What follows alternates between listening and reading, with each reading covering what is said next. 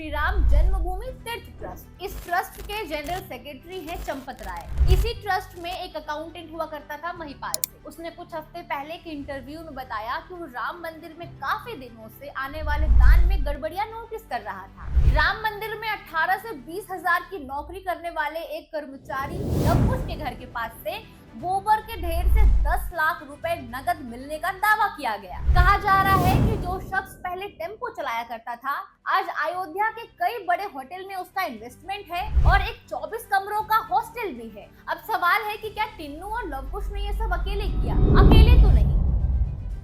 देखो, राम मंदिर का एक अपना ट्रस्ट है जिसका नाम है श्री राम जन्मभूमि तीर्थ ट्रस्ट। इस ट्रस्ट के जनरल सेक्रेटरी हैं चंपत राय, जिनका काम राम मंदिर के रोजमर्रा के कामकाज और प्रशासन को देखना है। इसी ट्रस्ट में एक अकाउंटेंट हुआ करता था महिपाल से। उसने कुछ हफ्ते पहले के इंटरव्यू में बताया कि वो राम मंदिर में काफी दिनों से आने वाले दान में गड़बड़ियां नोटिस कर रहा था। महिपाल का कहना है कि उसने ये बात चंपत राय को भी बताई थी, लेकिन इस पर कोई कार्रवाई नहीं हुई। फिर कुछ दिनों बाद बिना नोटिस दिए उसे नौकरी से निकाल दिया गया। अब जब अखिलेश यादव ने आरोप लगाए तो यूपी सरकार ने एसआईटी बना दी। जांच के दौरान 14 और 15 जून को छापेमारी भी हुई। इसी छापेमारी में एक दिलचस्प मामला सामने आया।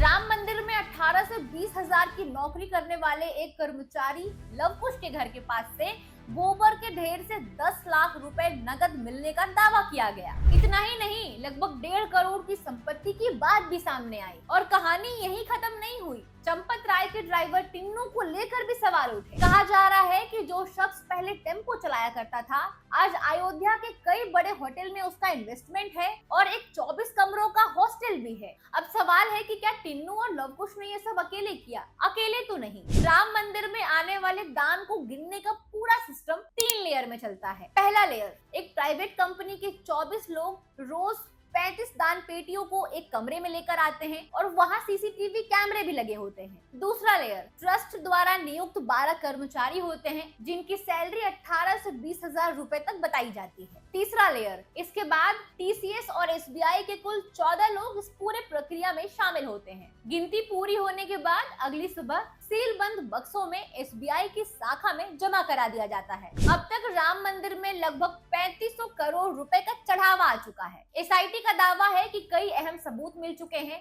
150 लोग जांच के दायरे में हैं और सीसीटीवी फुटेज भी डिलीट किए गए हैं। हिंदू खतरे में है, लेकिन किससे, ये आप तय करिए।